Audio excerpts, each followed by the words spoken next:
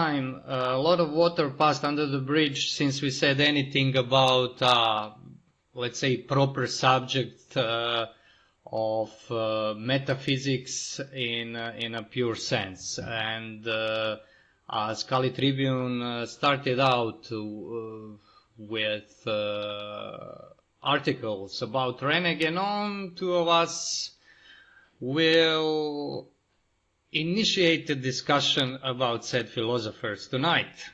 So we'll talk a bit about Rene Guenon. A lot of readers expressed their interest about him and what we think about Guenon, and the endless debates about so-called traditionalism and people who were associated with Guenon either intellectually or even personally.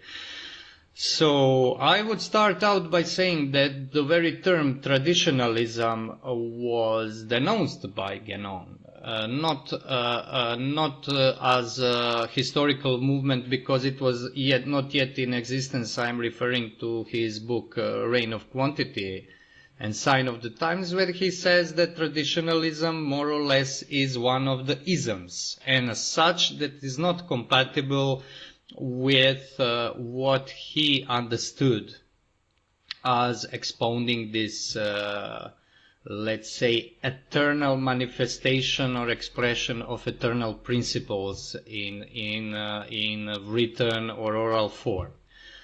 So I would point out that Kali Tribune is not a traditionalist website, traditionalist project. I'm not traditionalist myself, and I don't think the Mihai is also, but we use this term tradition very often. Sometimes I always try to define it, but it kind of eludes clear-cut definitions. What do you think about that, Mihai? The definition of tradition, do we have something like that? Well, I don't think we can properly have a definition because for me, tradition is somewhat, let's say, equivalent to existence. Because if we were to take a pedestrian view, leave out for the time being metaphysics, although that can never be left out completely. But if you think about, let's say, the most banal human activities, everything is traditioned or traditional in one way or another. So if we were to start into how we come into existence, right? We are traditioned from two parents. We inherit genetical traits and psychological things from them, from our ancestors as well. So these things are traditions, so are transmitted. That's what tradition means, a transmission, a handing over of something to another. Yeah. So the very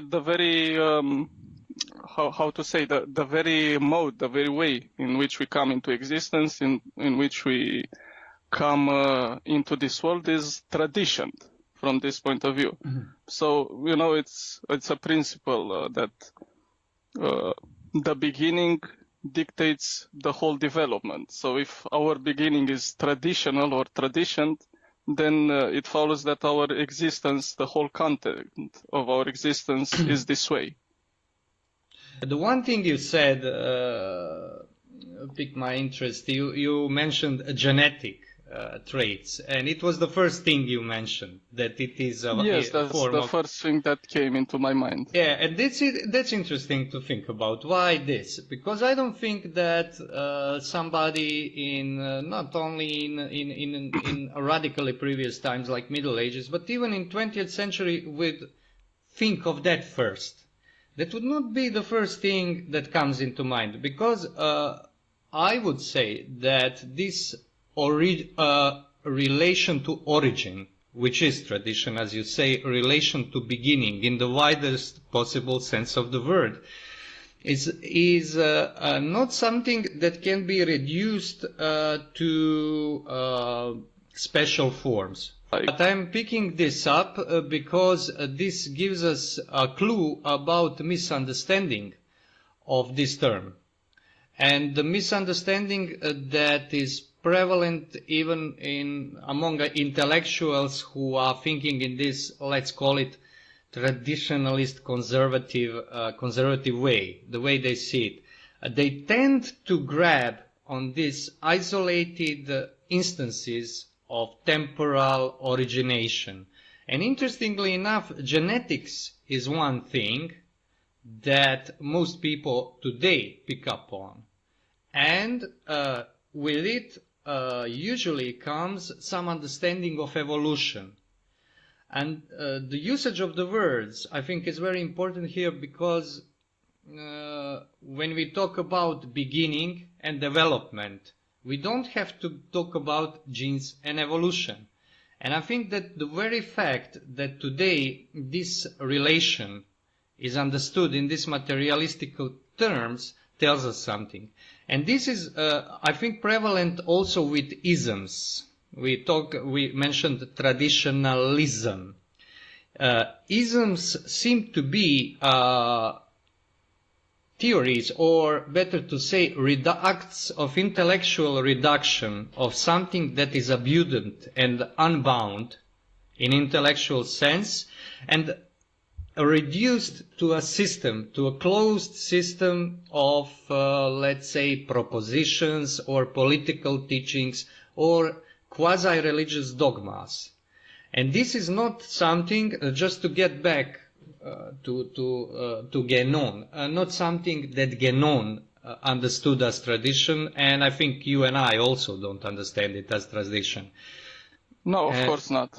But like I said, I'm a little bit forcing, this term right now. But I just want to show that this thing about tradition, this transmission, from one to the other, is inherent into our existence down to the most, everyday stuff. For example, when let's take this what you said about science and all these things.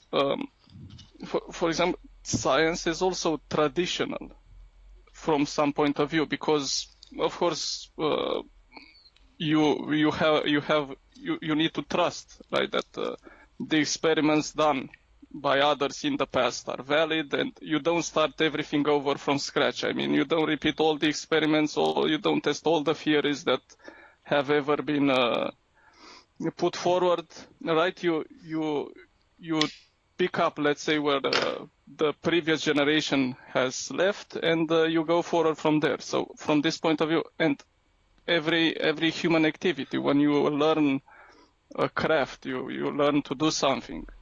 Where do you learn it from? You learn from people who already did this, who have experience and who know. So everything from this point of view is tradition, is transmitted. So starting from this, let's say, low-level pedestrian view, we can, let's say, raise ourselves higher to understand what tradition is in the higher senses, up to the revelation and all these things. Yes, and today we have a situation. I would stay pedestrian too. I wouldn't go taking some broad explanation of historical, I was meaning to say hysterical, moment in which we live or exist, whichever you like it, where it seems to be that contradictory idea of existence without tradition is understood as not only possible but preferable and even necessary. To go further, I would say that this idea, that is the idea that this transmission from the past is in fact not possible, is transposed even in the previous times, like an anachronism, where the past ages started beginning to be understood as populated with people who thought in the same manner as we do today. And I would say there are a lot of manifestations of this. One of those which I find very interesting is the situation in the world of work, in the workplace. Something that bothers us all, at least all of us who have to work, unfortunately, today, and that's most of us. The idea of being able to change a workplace, profession, and everything that comes with it multiple times in one's life, not only in one's life, in a year, maybe in 2 years. I think that this idea is something that was even impossible or considered impossible during the age of modernity, which is, I would think, now at its end. If not at its end, I think it really ended, because problem with modernity, the age that's coming after modernity is called post-modernity because nobody knows how to call it. So the idea is that modernity is always at the end, but not yet. Just one more step. I think that this went overboard, maybe in the last 20 to 30 years here in the West. And when this kind of mentality crept in, for instance, it is quite easy to demonstrate that one human being cannot master more than, let's say, 2 trades in his life, if we are talking about serious professions. And I do remember times when choosing a profession was understood as something that will probably last for life. Whether it was some kind of university-based profession, whether it was a trade that you use, some kind of craft, or some even very modern professions like, for instance, journalism, or even writing, being a novelist or something like that. Those things were understood as something that has a history of development that requires mentorship of some kind, that requires time, and that excludes other possibilities, because idea is, if you have some set of talents and some set of capabilities, you have to develop them. By developing them, you are ejecting other possibilities, because you cannot be an universal man. You cannot be, for instance, going on to be a great intellectual, at the same time being a shrewd businessman. That sometimes happens, it's possible, but it's very rare, because those things kind of exclude each other. In our day and age, supposedly you can be everything, but it seems to be that it points out at you being nothing, because none of these new kinds of jobs and easily replaceable jobs and professions can really provide you with some lasting knowledge. And what is even worse about it is that, as it is not in human nature to master that huge amount of information and skill, it seems to be that workplace of the future, if the future is going at this trajectory, is not meant for humans, but for beings that are very apt at automatic multitasking, for machines.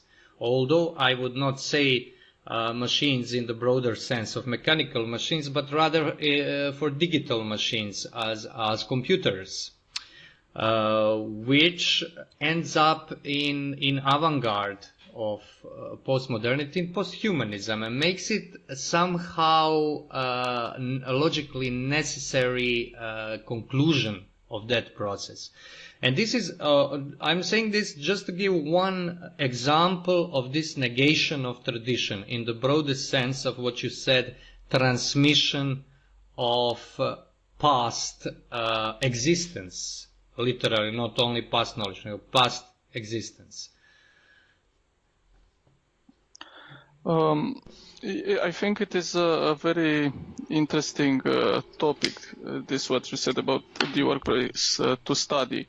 If you mentioned Guénon's reign of quantity, you know that after the first 6 or 7 chapters, which are metaphysical, which set out the principles, the premises from which Guénon works, the rest of his work, the rest of the book, there come these chapters specifically about this loss of vocation, the loss of what is called, I don't know the English term, the métier in French, We call it métier, I don't know French, vocation you mean, or yes, calling.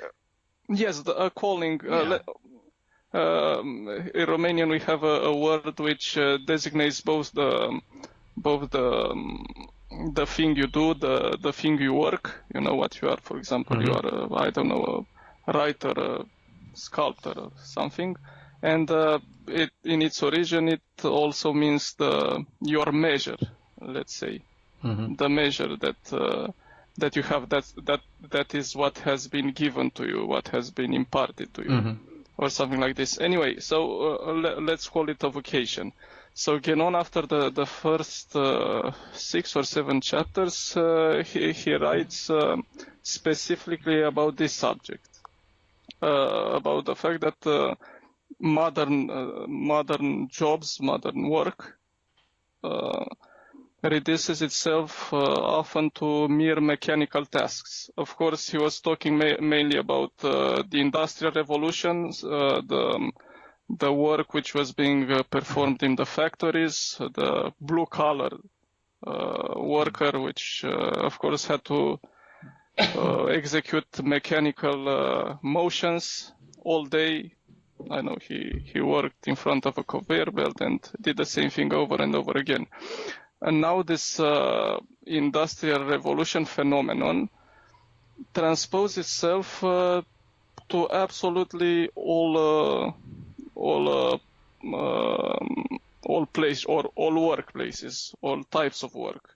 So with this digitalization, modern jobs have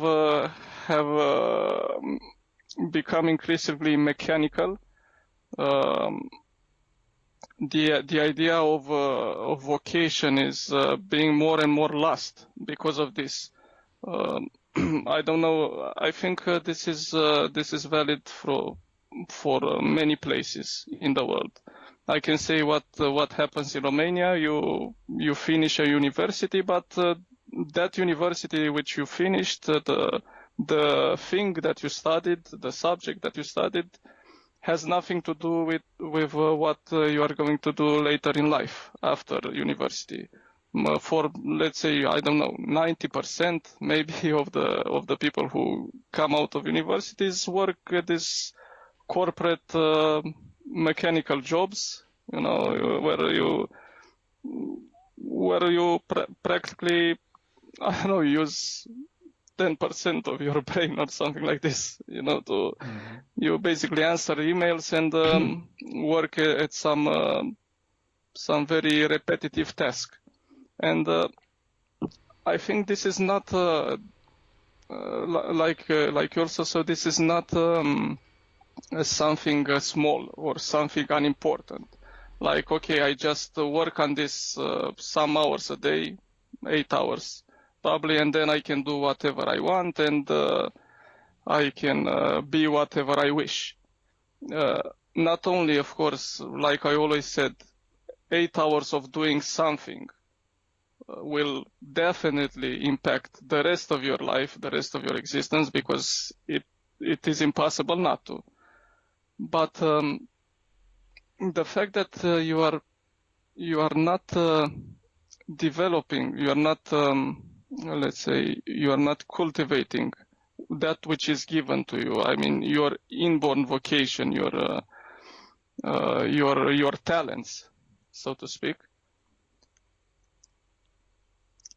This has a certain consequence for the whole of your being, because these talents are not, let's say, things in themselves, things that that you just master and okay, you're good at them. They also help you to reveal who you are. Mm-hmm. I don't know if you're getting what I'm trying to say. Oh, I mean, I'm getting it perfectly, yes, and I think you are explaining it in very, very, very good terms. for example, let's take a concrete example. You have parables like you have in the gospel, right? Mm-hmm. So you have parables like or you have examples of the spiritual work which needs to be performed, and you always get these comparisons like the work of the potter, who takes the clay and forms it into a certain vessel and bakes it, and every one of these phases of creating a pot correspond to a phase of the spiritual work which is performed. The same with I don't know if how, let's say, alchemy was perceived, like you put base metals into the fire in order to cleanse, or you put gold, mixed with all sorts of other metals and other impurities, and you purify it in the fire and you get pure gold, and so on. So this older work, this work was symbolic in nature. So it was, of course, practical, because all of these things, pots and metals and all of these things, serve in our daily tasks, but it was also symbolic. So working at these things and practicing these arts, these crafts, also had an inner effect.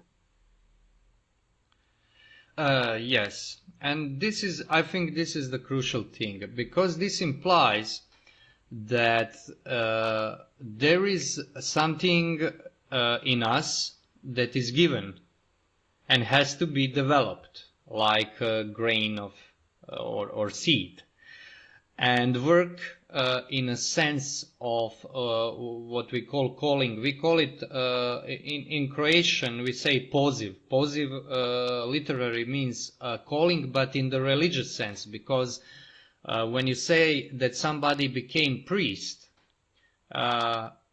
people become priests for various reasons, but I knew personally even a few people who did have calling, positive, when they felt they really, I don't know is feeling a right word, they realized that they are called upon to do that.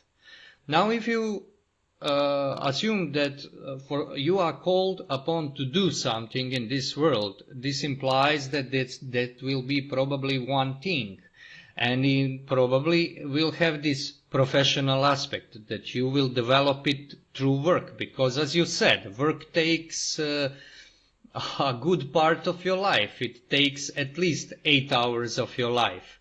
So if there is something in you that has to be developed, it will be developed most probably through work, through family also and other things, but work could be the axis of this. Now, in the situation where we find ourselves, something like this, I think, is being rejected as an idea. Now, let's be realistic. In previous times, it was very easy to be a misfire in life, to be somebody who missed his true path. But you knew, either from your inner sentiment, either from consequences of becoming alcoholic from regret or such things, is that this path really existed for you. But nowadays I have a feeling that the overall sentiment or the overall mentality, to use a fine Guenonian term, one of the best terms Guenon ever used, mentality, it is erased. It cannot even be imagined, especially by younger people. And this, I think, is a manifestation of losing of what we called tradition in the broadest sense of the word, of the very principle of transmission of something. And this implies, as I'm trying to introduce a new term here, this implies inexistence of origin, because originated being, the being that has its origin not in itself, but it is given its origin by something higher, has to be something given that it has to discover and uncover and develop and so on and so forth in a time, in time that is measured by one's life. And this is also ejected. So we eject the principle, the beginning, we eject the past, because the past is a temporal dimension of origin. It's a kind of like, I like to call it eternal past. As a dimension, we can think about it, of course, well, in symbols and metaphors, as a dimension of eternity, because eternity and time are naturally not the same thing, but they are congenial in some sense, as the origin and what is originated. And whereas the past as a simple succession of moments is not negated, the past as a dimension, as something that, as the idea that there is always something before to which you must recur and to which you must ultimately return, for where you originated, is being slowly but surely erased from the mentality of our day and age. And I would say that this nihilism of work is one sign of that. And as you pointed out in Rene Guenon, concretely, Guenon wrote before these things we are talking about came to pass. I think that he even predicted, he was not into prediction, but he even predicted this trajectory pretty good, because he predicted that materialism, that is to say, the world where material quantity is reigning, will come to a point where this matter will start to dissolve, because it is in its nature. It is not a concrete, taken in itself, is not a concrete thing, and pure matter has to dissolve into nothing eventually. I think he saw this coming, and I think this stage at which we live is something that could be understood in those terms. Just to finish off a bit the last part, I said about what I said about work and this symbolic aspect of professions, and I will get back to your last part. I have this experience, a little experience, let's say, with working in the garden, right? To give one example, and I can say this time from my own experience, not from some abstract standpoint, that when you direct your attention to what you're doing there, and you think about what needs to be done to tend to the garden and to make those plants grow and to take care of them and so on, you can very easily draw some teachings, some useful teachings or some useful parallels to the inner work, to your spiritual life and so on. This is, of course, not possible in the workplace, which has become predominant today, in the type of work which has become predominant today. And it is very interesting, because in Romanian we use today a word to describe work in general, which in the past, if you take all the Romanian literature and the old Romanian language, for example, especially in church literature, this word meant torture or torment, and torture in a very literal sense. For example, when when in the Acts of the Martyrs, when it is said that the martyrs were taken to the arena to be tortured, this word was used. Mm-hmm. And today it has become equivalent to actual work. This, I think, started from the time of communism. I really don't know how or when this this turning from torture to the meaning of work, of actual labor, came to be introduced. But anyway, it is highly significant, I think, because we also an archaic word we had for work, for let's say for this repetitive and kind of boring work, we had something like I think this is a Slavic term. You might also have it roboteală. Mm-hmm. You have this usually designated this tedious work, like, I don't know, tidying up the place or carrying wood from one place to another, work that nobody wants to do because it's tedious and it takes a lot of effort and so on. This designated, let's say, this circular type of activities that didn't bring anything directly. They had no finite product at the end of the process. And if we take a look at the type of work that people usually do today in the West, I think it is not a coincidence that our language changed in this manner, because if we look a bit at the type of tasks that we are supposed to perform, these all are meaningless. I mean, you go on in a circle, you answer mails, I don't know, you answer the phone, talk to people, do the same things every day, and at the end of the day, there is no finite product. No, everything is abstract. It is as if you have not worked at all. So there is absolutely no change, no visible change. You cannot say, look, this is what I achieved today, and put it on the table. And this is highly significant because I remember reading in, I think it is Notes from the Underground, or that, how is it called? Remembrance from the House of the Dead by Dostoevsky. Mm-hmm. He said that if you wanted to torture someone really and provide some psychic torture to him, inflict something, you would ask him to, I don't know, to put some earth, take out some of the earth and put it in a bag, and then carry it someplace a little further, then empty the bag, do the whole thing over again, and so on all day.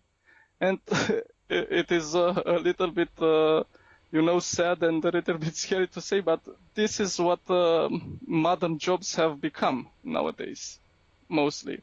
And I can see that you can see that many people today are not physically tired, but they are psychically tired. They are mentally tired. And this is, of course, a natural consequence. Now, this is what I wanted to add to what I said previously about jobs.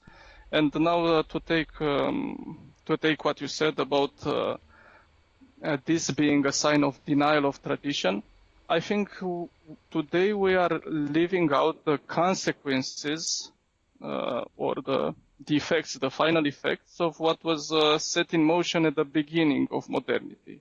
The individual as blank slate, the individual detached from every tradition, from every origin.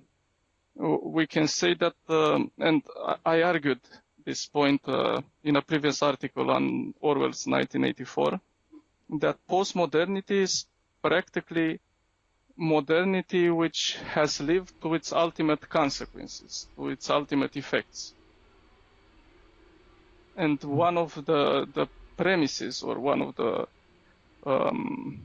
beginning points which distinguishes modernity not necessarily as a temporal phenomenon, but as an ideology, and a certain outlook on life is this very thing, this detachment from origins and detachment from tradition, from what is tradition in the real sense. And we can see today and this work life is just one aspect among many others in which we can see these final consequences developed to their utmost. Yes, that's probably the reason why they still haven't figured out how to name the epoch we live in, because I don't really think that the term modernity can apply to it. Also, there are many signs of this. Maybe we shouldn't go too far into this great historical outlooks. I don't like doing that because a lot of people tend to do one other anti-traditionalist thing. They try to find one spot in history when everything went wrong and reduce everything to it. One philosopher or one event or something like that. I don't think that's good, because that's in itself a modernist reductionist approach to things. One thing you said about modern jobs, not to dwell too much on it anymore, but to add one thing, is that the torture aspect lies in the fact that there is no final product, but this means that there is no end to it, in a sense. There is no end in the sense that it doesn't terminate, finishes in something. It doesn't have a limit. And we can say it doesn't have a reason for being. Yes, that's because the end and the beginning are one and the same. Yes. Sorry for interrupting. No. That's good. That's convertible. That would mean that there is no transcendentality in the medieval sense to the work, because transcendentals in medieval times were understood as convertible aspects of eternity, of absolute, of God, of activity of God, that are different but are convertible in the sense that say the same thing in a different manner, let's say. That would be in fact the opposite. But now we have this, and this denial of limit and denial of finitude is, I think, also important thing, because this is some kind of perpetual, let's say, even perpetual immortality, because in human life the final limit and the final fruit of life is death, not in the sense of merely dying, but in the sense of making a full circle.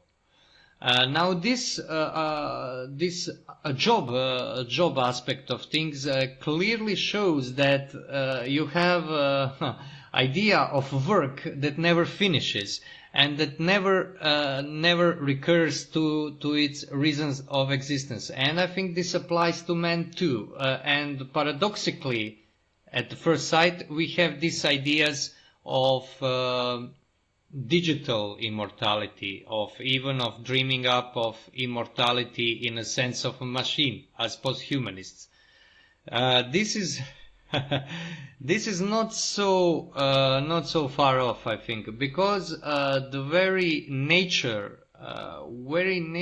of this multitasking life at the workplace is such that human being cannot bear it as such. It cannot be done by humans anymore properly. Humans in the form that they existed for the time we know that humans existed. It begs some kind of invention of new man.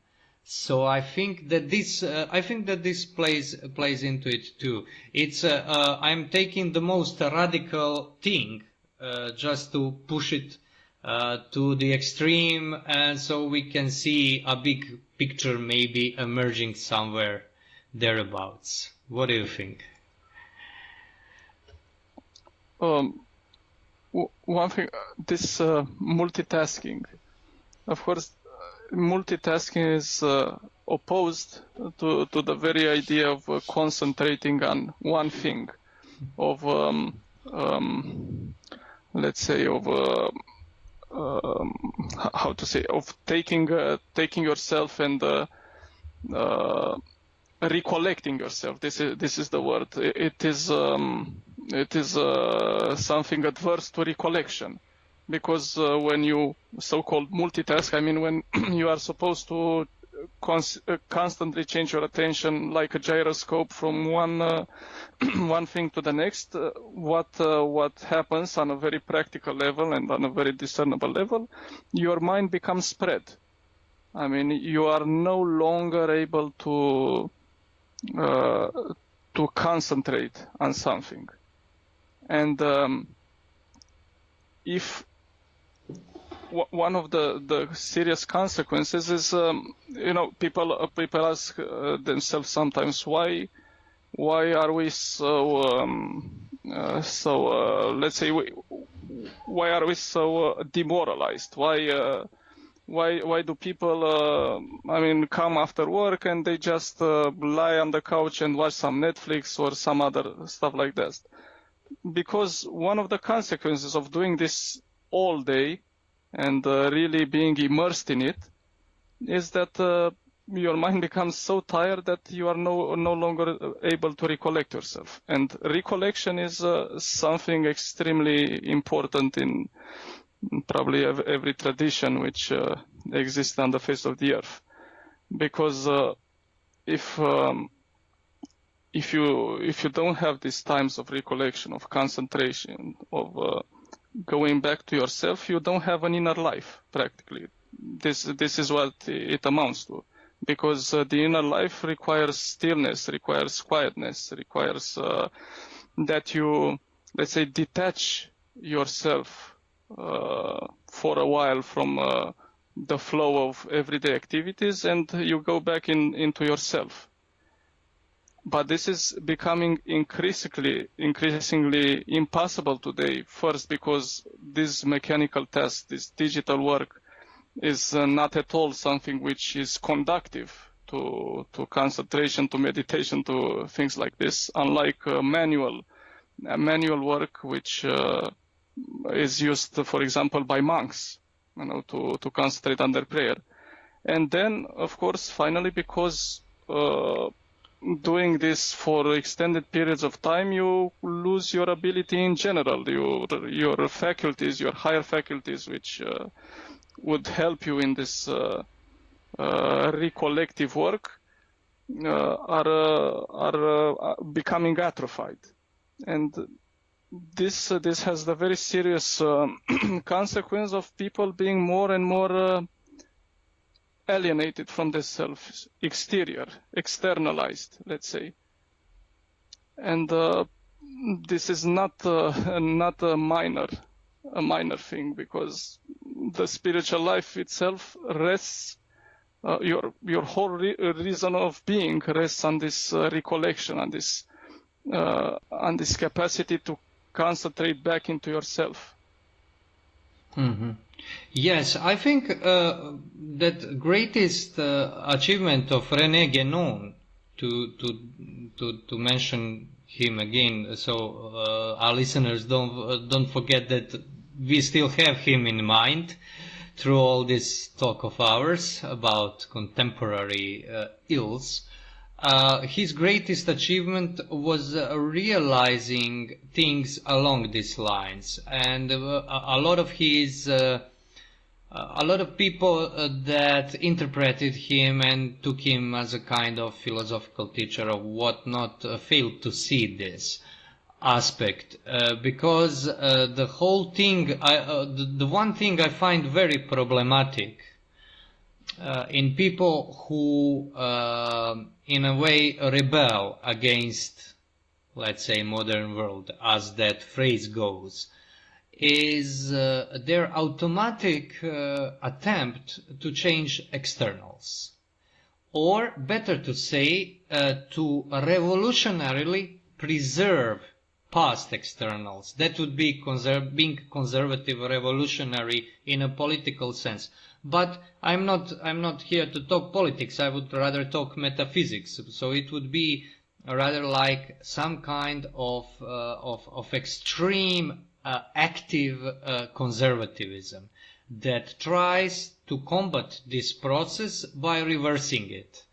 This is something that is completely inexistent in Guénon, and he was very explicit about denouncing this kind of thinking, this strain of thinking, because precise as he was as an intellectual, he had a very clear image of what he understood by tradition, and that is, he understood tradition as humanly comprehensible eternity. Let's say, to use a little loaded term, manifested eternity. Eternity that is manifested in, for instance, in revelation, in some kind of revelation, but let's say he had a view on religion that I don't really share, but he would say that there is a number of great religions that have equal value or that are relatively hierarchical, but that reveal the truth, and that this makes them valid traditions. So what important thing is that always on his mind was eternity, and eternity is, if anything, an inner being, the being that has to be understood as intrinsic, not extrinsic, because we tend to use these notions of, let's say, soul and body, matter and spirit, and such dualities. But I would say that a far better term is extrinsic and intrinsic, because intrinsic is the being that is not mediated, that is not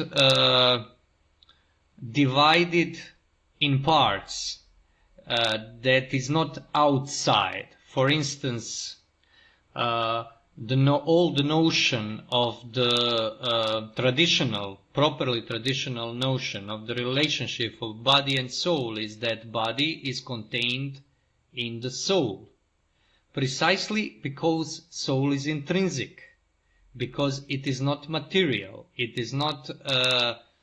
cannot be contained by something else in the physical external sense, whereas the body is. And two bodies cannot be one if they contain one another. For how could that happen? One body cannot revert back into itself, but soul can. Immaterial being can proceed outside itself and return into itself. And if you think of our lives, to put it in a concrete example, when we say that we lose ourselves in life, which everybody experiences, especially in adolescence, and in our day and age where adolescence is practically a permanent state, it is complete loss. But there are moments when you can say that you return to yourself, and it usually means, in psychological sense, returning to understanding better your family, because when you're very young you kind of have a need to detach from family, but at some point in life, if one matures, which doesn't happen to everybody, the very necessary thing is return. And for males, I think very important thing is to understand and accept the likeness to one's father, which is something that is unescapable. That's one of those unescapable things. You have to kind of like see that there is a bond of likeness between you that cannot be eradicated. And this return is not a material return. It's very simple to see if one thinks on it. It's immaterial, it's inner return. So we could speak of eternity and omnipresence of eternity in intrinsic terms. For instance, to quote, paraphrase a saint, God is ever present. God is nowhere because he has no body, and he is ever present precisely for the same reason. And in this sense, he conserves and holds everything in existence. I think Guenon was pretty explicit about this. He wouldn't use these words, of course, but a lot of his followers, well, not all of them I know of, are not. I must confess that I never read a lot of traditionalists. A lot of our readers, some of our readers, that is, insisted that I write something about Julius Evola. Well, I really wanted to, but couldn't find time from other things. I have read Evola, and I distinctly dislike the man in all facets of his work, and his understanding of traditionalism is. But I think he is, for instance, paradigmatic for this purely extrinsic and purely, in fact, political understanding of what tradition is, where tradition would be primarily a form of society. In Evola's case, if I understood him correctly, I am hardly an expert, imperium of some sorts. And the imperium, political imperium, the caste society where true aristocracy and true hierarchy exists, is the reason why you have religion, why you have metaphysics and other things, and not the other way around. And I think this is something that was reiterated times and times later in modern age, let's say in times of Evola's contemporaries, fascists or Nazis, which were quasi-traditionalists. Of course, fascism is a much broader and diverse term that we could lump it together with Nazism, but let's say from all those ideologies of modernity, fascism and Nazism kind of went together to some extent, but when you strip them to their principles, they are completely products of modernity, and their insistence on, for instance, heroic past was always largely imaginary. It was built on special use of imagination, of trying to reimagining history and bringing back something from the past in the present, recreating it. And I think this idea of recreating the past or tradition is something that is a cardinal sin against tradition itself, because the very notion is that you cannot create it, that it is greater than you, and that the only proper relation you have it towards it is a kind of humility, of acceptance of your own yourself being originated by someone greater. And I think all those so-called traditionalist movements, whether political or philosophical, are conservative, are in fact going into this opposite direction. Okay, so you have brought this conversation to a very interesting point, and I would like to take everything in order, because you said quite a lot of things. Okay, so about Guenon, I'm at a point right now where looking retrospectively, I can appreciate, let's say, with some detachment, both the positive aspects in his work and the negative ones as well. Earlier, you know, in my journey, it was not so easy because Guenon clearly influenced me decisively. I mean, it is because of Guenon that I turned from occultism and all kinds of dabblings in these sorts of things towards genuine religion, towards genuine tradition. One of the positive, so right now, like I said, I can appreciate both, let's say, the positive aspects and the negative ones in his work. One of the negatives, which I certainly reject and came to reject along the way, is precisely, let's say, this central idea that all, or maybe not all, but multiple religions are, let's say, like different paths to the same mountaintop. This I cannot accept and do not accept. So for me, of course, Christianity is the ultimate revelation of truth, and in Christ is God made manifest. Let's say is God revealed truly to the world. Other than this, so apart from this and other negative aspects which maybe we will discuss later in his work, on the positive side, I think that Guénon best influence both on me and on other people which have benefited from his work is precisely this insistence on the inner life, the inner life of the spirit, on we would say in Orthodoxy, theosis. He says spiritual realization, or whatever terms he uses from Hindu terminology. This being the reason for our existence, this being the most important thing, or the important thing, the only important thing for which we exist, and to which all other aspects in our lives are subordinated and need to be subordinated in order to live a real existence.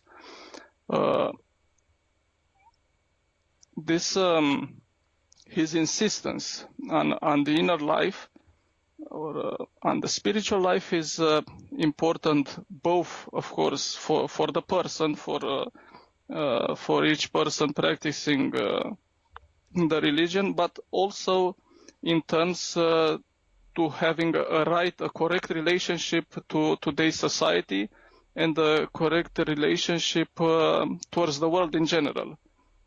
Because also in Orthodox Christianity, Orthodox saints and authors insist on this, that in order to be able to, let's say, to cleanse the world, so to speak, you need to start by cleansing a part of it.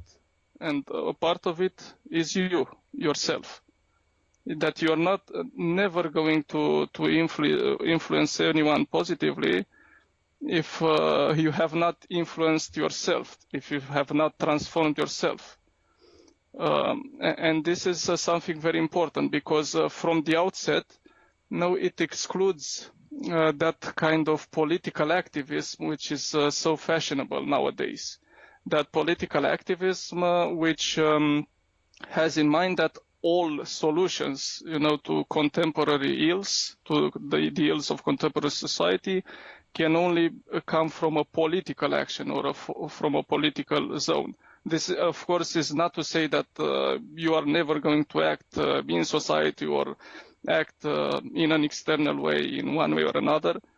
But what it says is that no matter, let's say, what you do on the outside, and of course you need to do some things. You need to, let's say, to have a quick fix every now and then. You need to fix some things, because this is how life goes.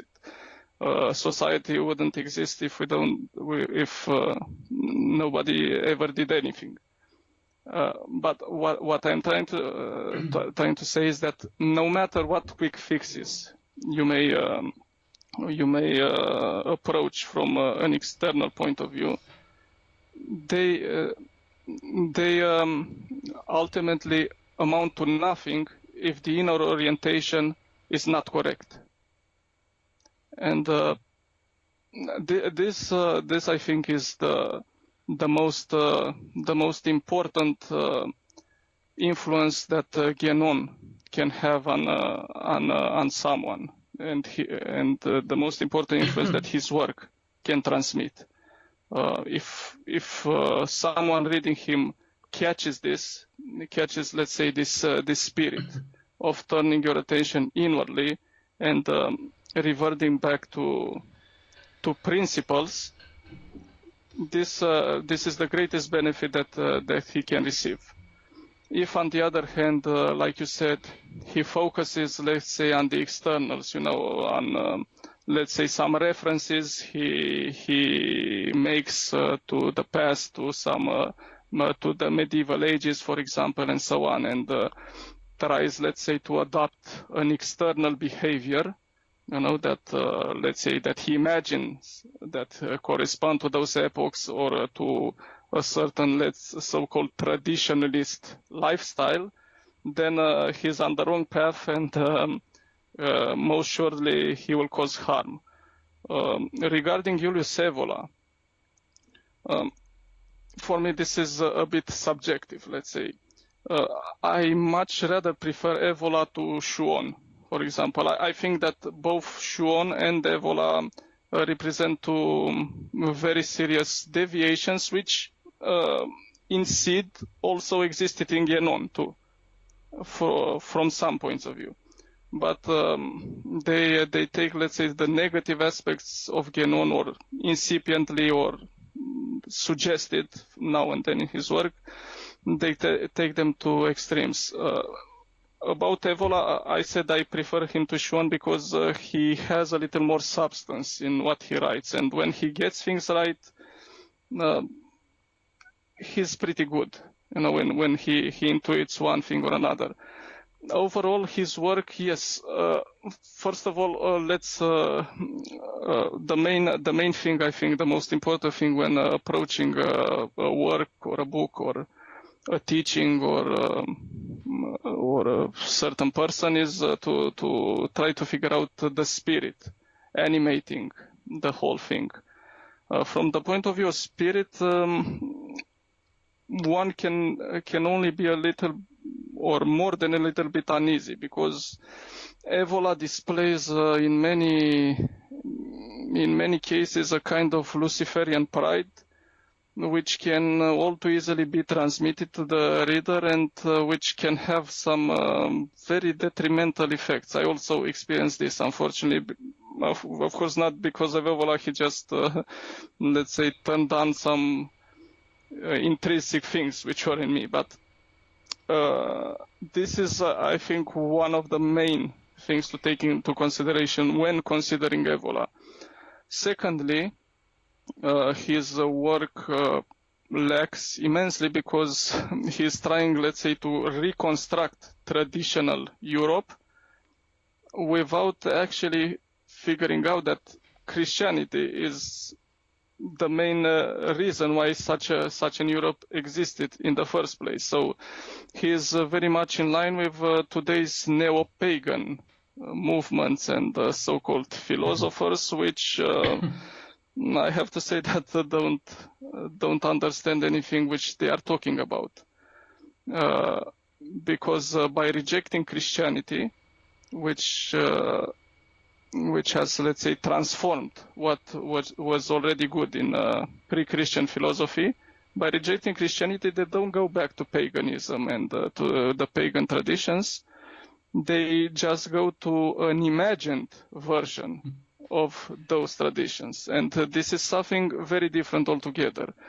So Evola, this aspect in Evola, his consistent hostility towards Christianity, which lasted to the end of his life, was very detrimental both for his work, for his teachings, and for his personal life as well. To give one example, because for me, I approach these authors, both Guenon and Evola and Mircea Eliade and others like them. I approach them not with theoretical reasons, like having theoretical questions or curiosities.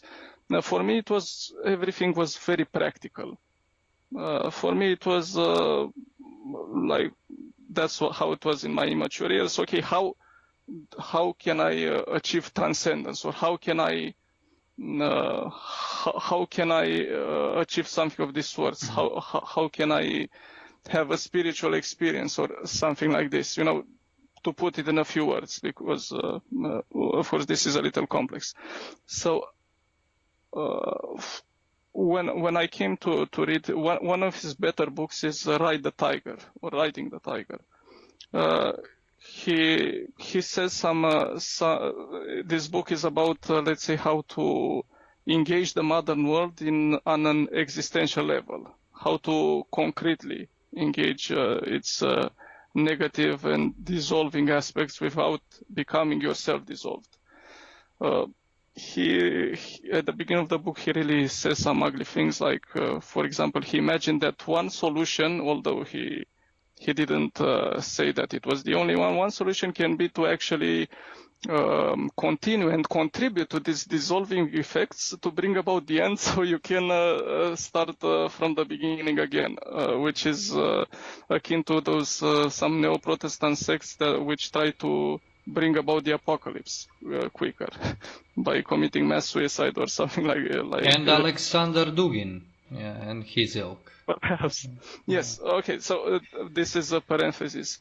Okay, but during this the course of this book, he really says some accurate and and has some very good approach to some things. And then towards the end, he comes to the spiritual question.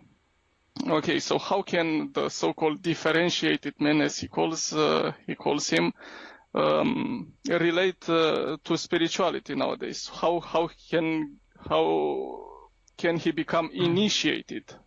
Again, their terms, and you know that I can remember that I was extremely disappointed, when I read that chapter, because for me, and I see now more clearly, that the final conclusion the reader can draw from that is that he actually had no idea about this question. So he rejected Christianity. He also saw that this thing about adopting some Oriental religion, some religion from India or China or something like that, is mostly an illusion for the European, which is, in my opinion too. But he had no other solution. He said in the end something like the differentiating man should should create a pole in himself and become like this magnetic indicator which directs the tension towards transcendence, and maybe sometime in life he will manage a break of levels, and he will call some transcendental experience upon himself. This, for me, clearly indicates that he actually had no answer, and because he didn't want to say that he doesn't have an answer, he just made these ambiguous comments. And I think his life's work proves this point. I mean, this guy wrote about almost every subject imaginable. He wrote about Tantra, he wrote about Buddhism, he wrote about magical idealism, as he said. He has these collected essays on magic and ancient traditions, ancient rituals, and so on. Mountain climbing, he wrote about alchemy and whatnot. He wrote about the Holy Grail, I think, something like this. Yes, I read that book too. For me, this just shows that he always remained a seeker throughout the course of his life. He never found what he was looking for because he didn't want to accept.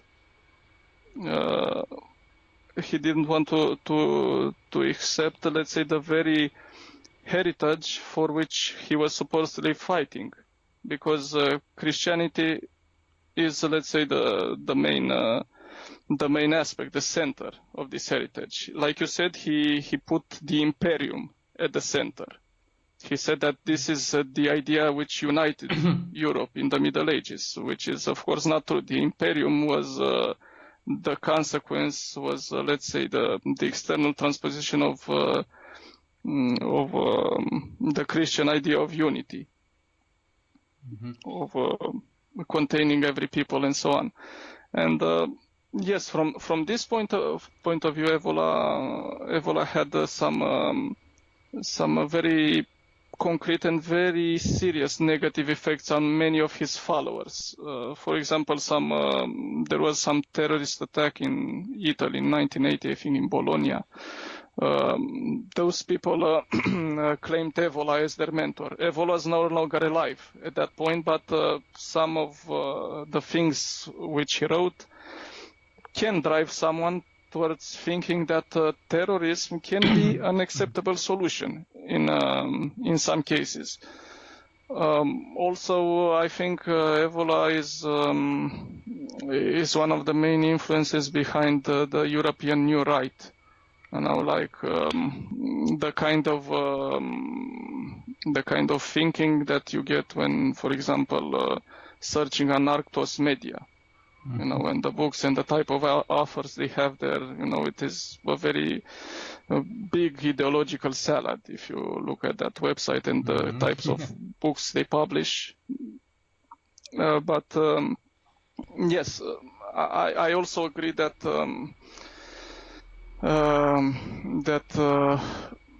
Evola constitutes, from many points of view, a deviation from this principle we spoke about in Guenon, like the insistence on the inner life as being the driving force behind every action that one performs.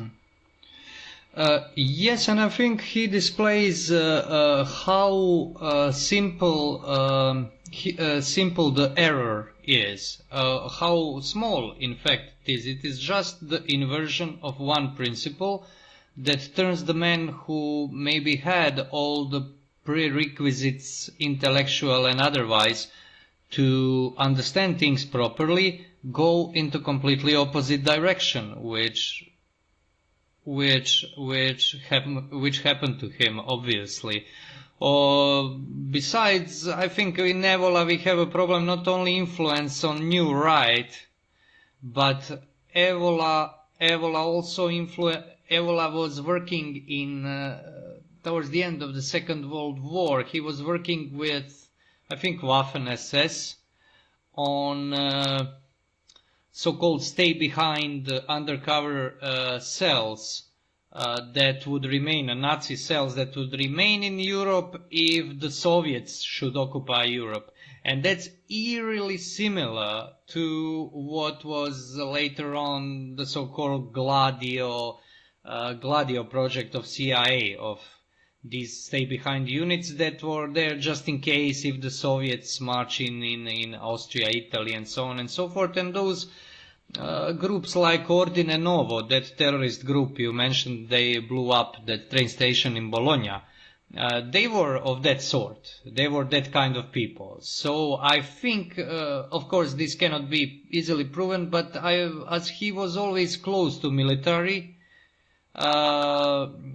especially to most extreme forms of, for instance, Nazi military, SS, I think he had his fingers in few pies in a practical political sense of organizing those military groups. And that's something that is I find very hard to connect with somebody like Guenon, because for me one thing that struck me in Guenon was that he was a man, not a man of modern times. He genuinely wasn't a modern man. Now, this is not quite easy to explain. This is also, as you said at the beginning, a spirit of those writings. This is more like the quality of them, not the mere content, but the whole quality they emanate, is something that reminded me of Middle Ages theologian or monk writing. The way of thinking, the appliance of logic, the spirit of the whole work is medieval above all else. It's not modern. It's not against modernity in the sense that it opposes it. It doesn't belong to it altogether. And this is something I find extremely beneficial for a reader of Guenon, in a sense that it will get him closer to the truth, but not beneficial in the sense that it will make his life easier, because not belonging to your own time is not an easy thing. But I think in this sense, this is something that is required, because we talked a lot about things that Guénon would call deviations or counterfeits of true things, like deviation of work that was some times ago understood even recently as calling, and now became something that is complete opposite, and so on. I think when one realizes that he lives among the counterfeits, what Evola would call ruins, it's not something that is easy to live with, but it's a requirement. Unfortunately, it's a moment where there is no compromise. Either you belong to world, or you don't belong to the world.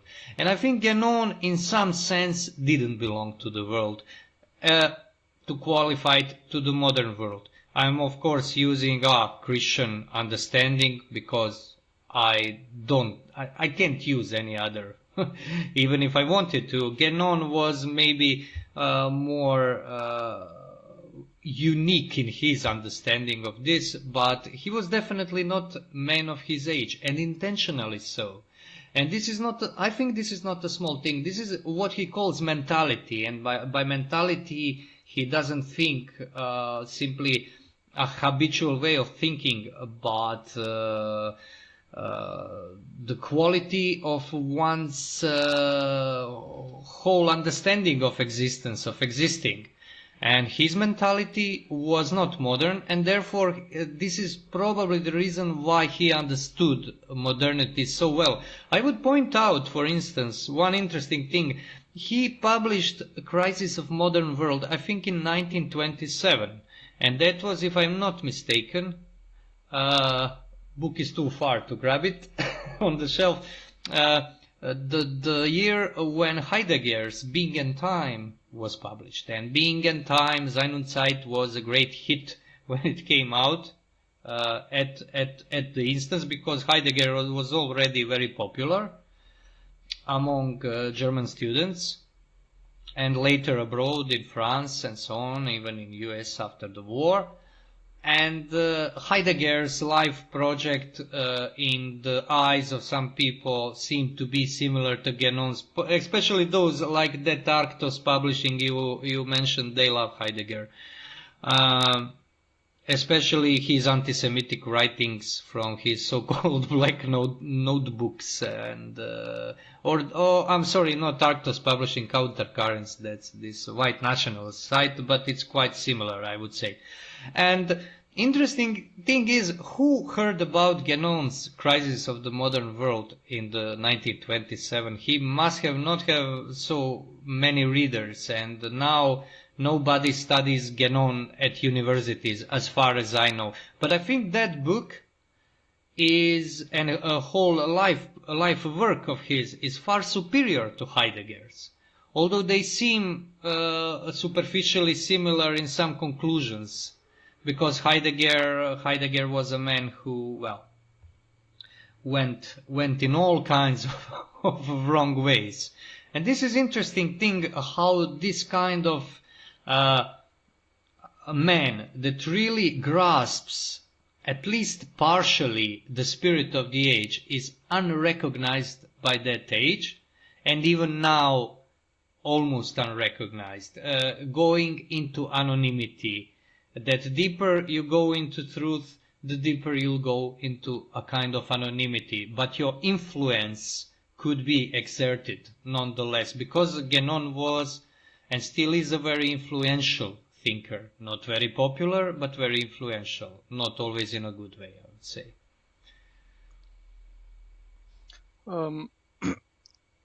Yeah, okay. Yes. What you said, first of all, about this, him being not of this world, not of the modern world.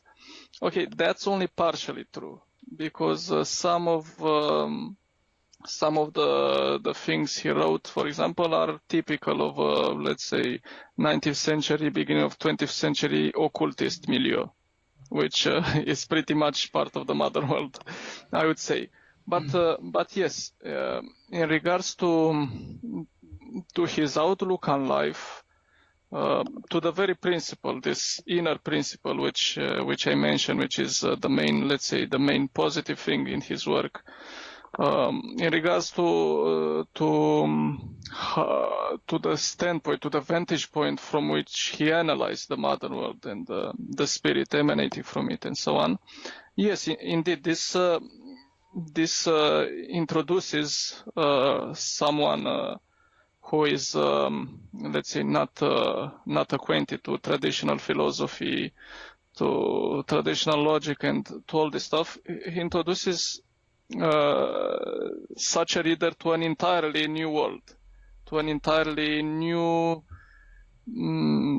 almost an entirely new existence about which he didn't even know it existed. He didn't even know that there was such a thing. He points out, when writing about tradition, he points out a very important thing, meaning that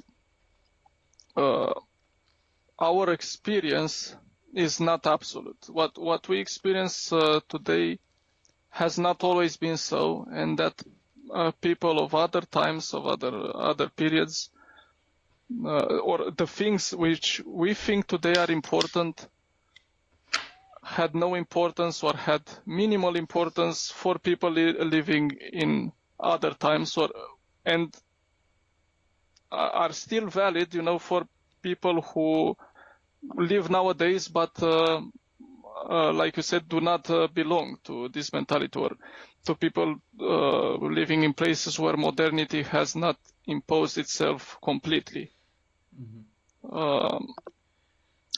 This aspect of him is true, and I think one sign of this is that indeed he's a little more difficult. His work is more difficult to use in a subversive agenda than the work, for example, of Julius Evola and Fritjof Schuon, because Guenon also has his fringe elements, his fanboys, which really don't go beyond this. They consider Guenon as some kind of avatar, let's say, to use one of his Hindu, one of the Hindu concepts and terminology.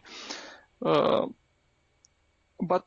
you don't see this happening mainstream. For Evola, like you said, he's and like I also said, he's being appropriated, and his work is being used as an inspiration for all sorts of these extremist currents. On the other hand, Fritjof Schuon, in my opinion, can very be well used for some intellectualized version of New Age. Because I think that although he's on a completely different level, on a much higher level than many new or the whole of the New Age movement. On the other hand, if we were to return to what we said previously about the spirit emanating from this world, my sense is that he's not very different, from some popular gurus that you see. Perhaps this is only my opinion. I didn't have an extensive study of his work like I did for Guenon and Evola, but my impression is that there is a lot and a whole lot of what Orthodox ascetics would call deception in his work. He claimed all sorts of things, like he was visited by the Mother of God, and he as a result, he named his how is it called, this Sufi organization. There is a specific term in Islam, I don't remember. He called it Al-Maryam, after the Mother of God. So the Mother of Jesus Christ visited him in a vision and told him to fund his organization in a religion which doesn't recognize her son as the Son of God. Yes, it is interesting.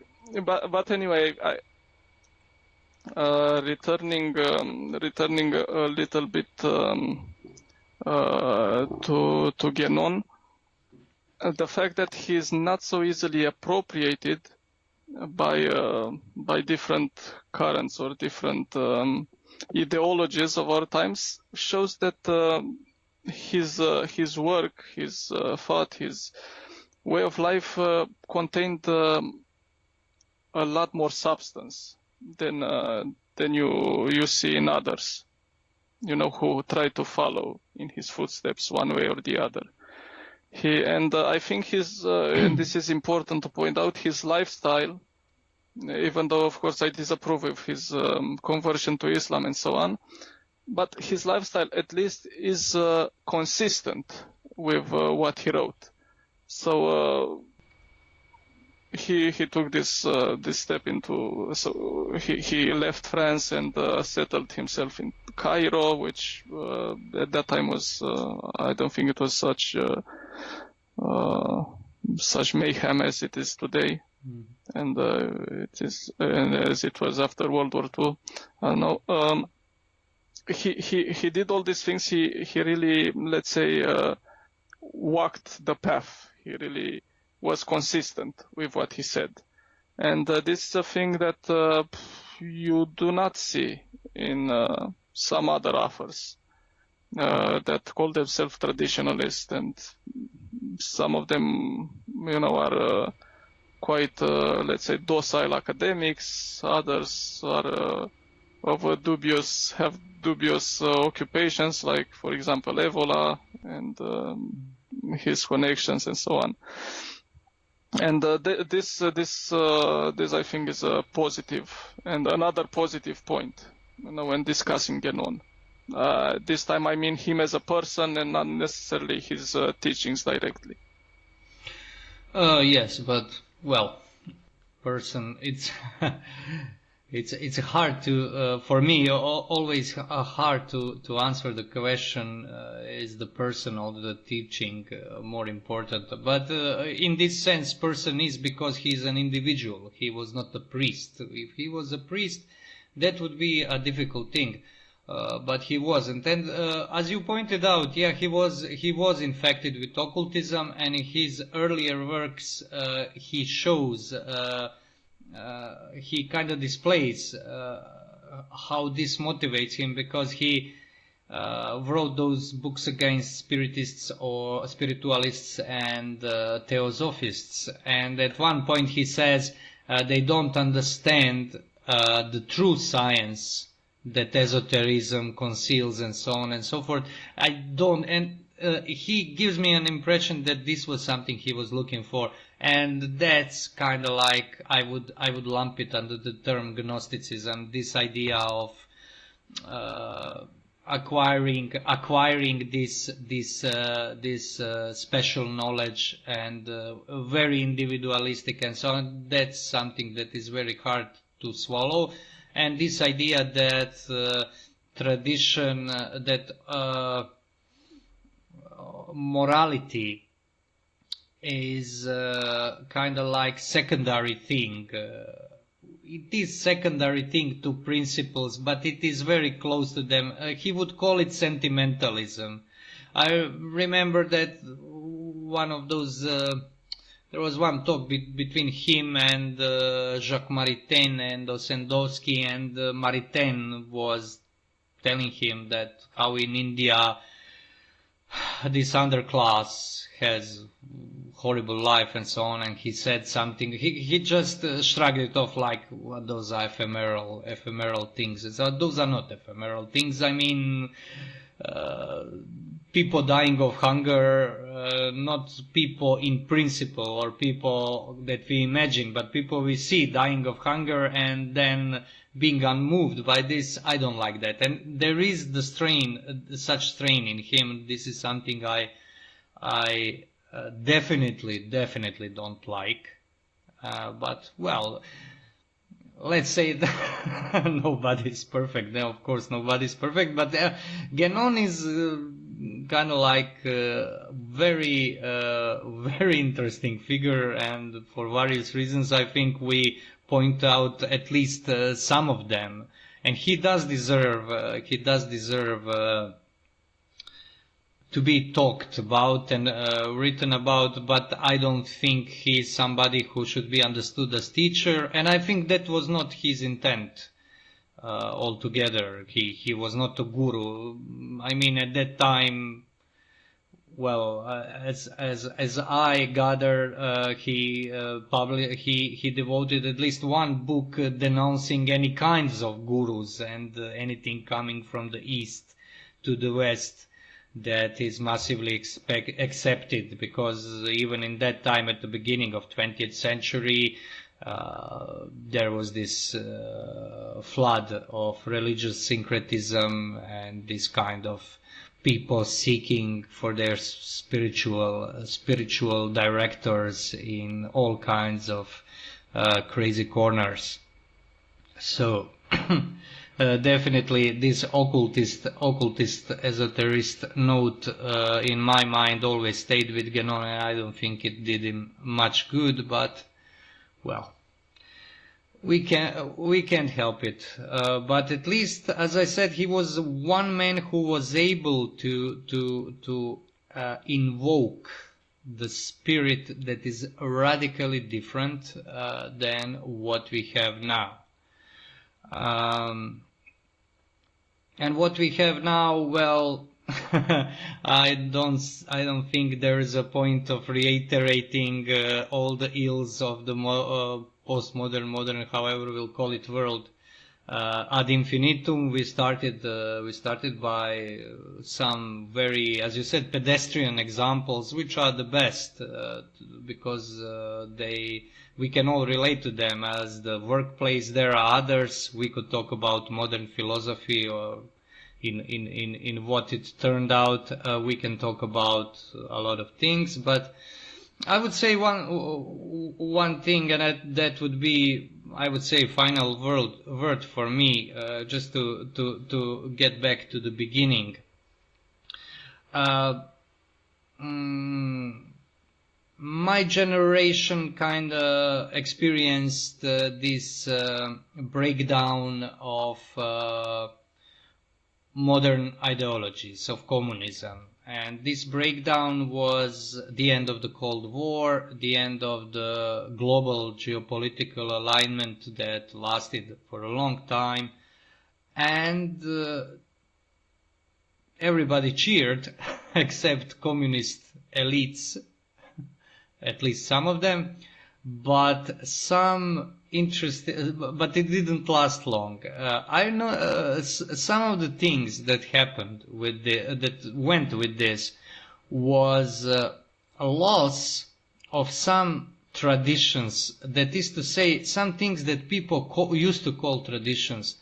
For instance, traditions of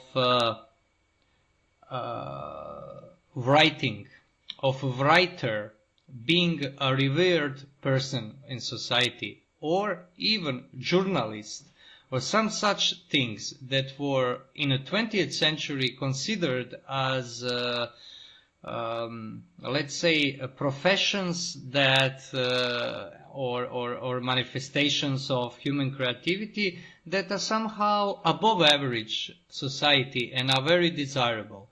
And there were a lot of, even now I hear a lot of lamentations, for instance, from journalists and such people, that journalism is dead, that tradition is lost.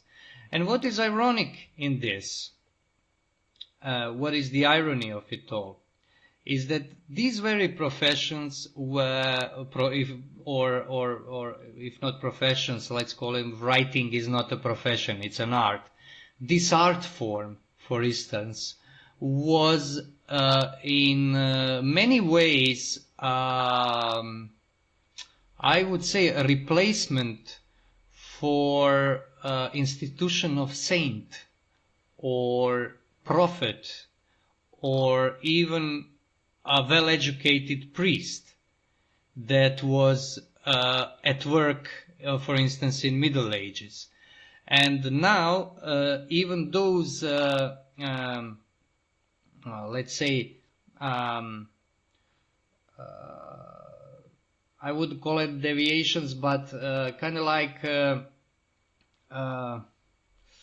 what would be the right word? Ersatz or replacements for something that had a religious function. Secular replacements are now dissolved. And there is a lot of tears shed for them. But it's interesting to note that people shedding that tears are not aware that even those traditions of modernity, because modernity did have things that were modern traditions, had something before them, and that something was taken from, let's say, manifest history, from the mainstream of human life by them. And I think that is one interesting thing I didn't want to miss saying in this talk of ours, because this only shows how distant historically, meaningfully distant is the world and mentality Guenon partly talks about. Yeah, how far removed it is. No, I think that this term intellectual is a typical ersatz term. The intellectual stands today both for a prophet and a monk and ascetic, whatever.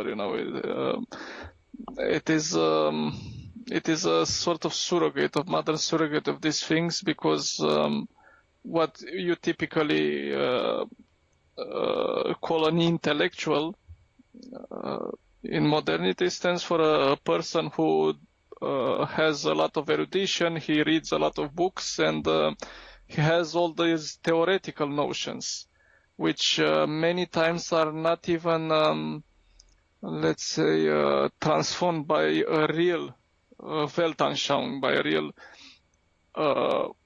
meaningful outlook on life. He just has these notions which he practically puts in the service of the spirit of the time, and that's all. But you have. I'll give you an example. You won't have new Albert Camus anymore. You won't have Sartre. You won't have, I don't know, Hemingway or somebody like that. They were different kind of people than what you describe as intellectuals, although they existed simultaneously. That's true. But those people were kind of like another strain. They were, I would say, these guys I picked up were decidedly anti-intellectual. This is very interesting. They had this anti-intellectual trajectory, and they expressed it through artistic writing, because they were uneasy about systematic philosophy or erudition and such things. And people miss them now. I used to miss them because I did a lot of writing myself, and some of those writers I liked, not because I agree with them. It's not about agreement. It's more about beauty of writing or something like that, or some kind of sentiment. But they are also on their way out. There won't be another Camus. There won't be even greater, right? There won't be another James Joyce. And but what people fail to see when they regret this is that they were also the product of that modern world that came to an end, in a sense. And you cannot have these things anymore. But people understand them as something that always was there.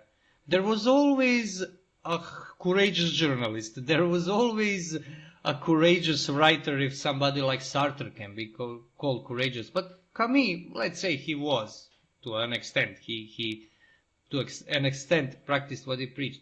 But my point is that their time has passed, and they were themselves product of this dissolution. And this is interesting for me and quite ominous, because looking forward, you kind of cannot discern what comes next. Maybe perhaps what comes next is a realization that those things, some things we thought are past, that are gone, that won't exist anymore, maybe we realize that they are still here, but we were not paying attention. And by this I think on tradition proper, because in my mind I think Guénon's idea was, at least that's my understanding, is that tradition in essence, as it is omnipresent, it is always there.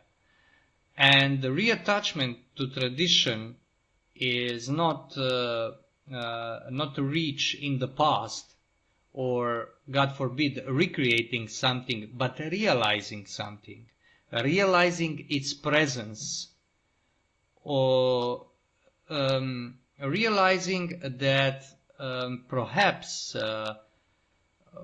when we thought that it is absent, it was not really absent, but that we were absent-minded to see it. I think there is, it's kind of like maybe, sounds too optimistic, poetical, although I think realization of belonging to God's creation and such things is not, you cannot lump it under the term optimist, because there is always a painful aspect to it. But I think that tradition in this sense must not be understood as something that is against time. It is more something that time is against. People are against. Epochs and mentalities are against. And when those mentalities dissolve, the only thing that can happen or occur is that it is present again, because there is nothing left but it. I think that's one way to look at it. Yes, I was actually hoping that we reach this point, because from what we said at the beginning and during the course of this talk, I don't think we made it clear enough that for us tradition is, I said at the beginning that is, let's say, a standard or the only possible mode of existence. But we didn't make it clear enough. I think that tradition is not something which belongs to the past, but which belongs to the present. And not to the present as a temporal moment, like the year 2019 or so on, but the present as the eternal present. We can reach a conclusion, because it is true that Guénon's work was always, let's say, always had this Gnostic taste to it. Now he put knowledge above everything. So for him, the true spiritual realization was equivalent to the ultimate acquisition of knowledge. Knowledge, of course, not in the abstract sense, but in a spiritual sense, in a true, let's say, so-called ontological sense, we can say. But he had this thing. You know, however you put it, this is a Gnostic idea. You know, that through assimilating knowledge, the spiritual knowledge, you reach the absolute, the ultimate being, and so on.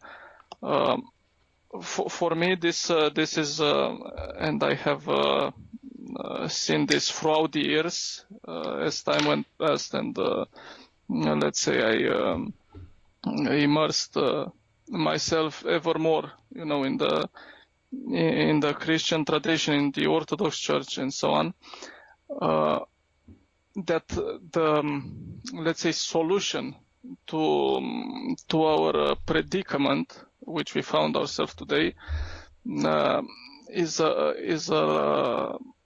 in many ways different from how Guénon saw it. So, like I said, he's correct on focusing on the inner aspect and the inner life, but there is this sort of, let's say, cold detachment, as if, the modern world is in one place and you are on, let's say, in some lofty place, and you see everything from a cliff on high and you are not affected by it. For me, it is important to understand that we are born in modernity. We have many traits of modern people, and this also relates to what you said about understanding your family, understanding your origins, your roots, your heritage, and so on. It relates to all, because on the one hand, we inherit, let's say, some good, some bad from our parents, from our relatives which came before us, and so on. And on the other hand, we also inherit things from the environment, and we find ourselves in a particular situation, in a particular circumstance. It would be completely wrong to view this, let's say, as some misfortunate accident and simply seek some cold detachment in this Gnostic sense. For us, I think the only solution, and this is the only solution that we can have today, is practically to work with what we have. To work with what we have, but not in some, let's say, resigned, passive form. Because we first of all trust in God's providence. So God didn't put things this way, didn't cause us to be born in these times for just at random. He just threw some coin and okay, Branko goes in 1980, Mihai in 1988 or something. I don't know when exactly you were born. 1975, anyway, but thank you. 1975. Now I feel younger. So this is the problem. We need to understand ourselves, to come in a way to forgive ourselves, to accept ourselves with whatever deviation, ills, and so on, with which each of us has individually speaking, because it is impossible to be otherwise. And also, I believe that this path goes not towards a cold detachment, but let's say in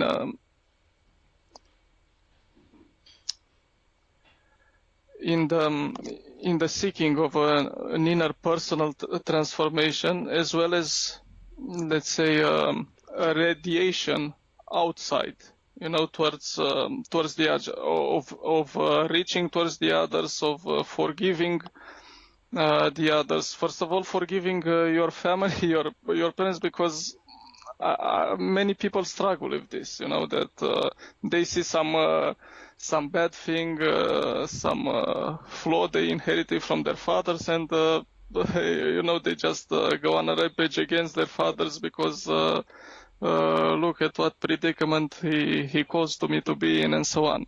So this power of forgiveness, first towards oneself, to accept oneself and to accept your inheritance, your heritage, and your position, is the first step. Let's say one of the first steps. As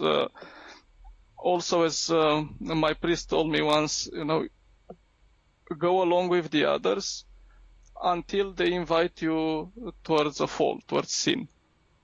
So extend your hand to the others and know when to let go. This is how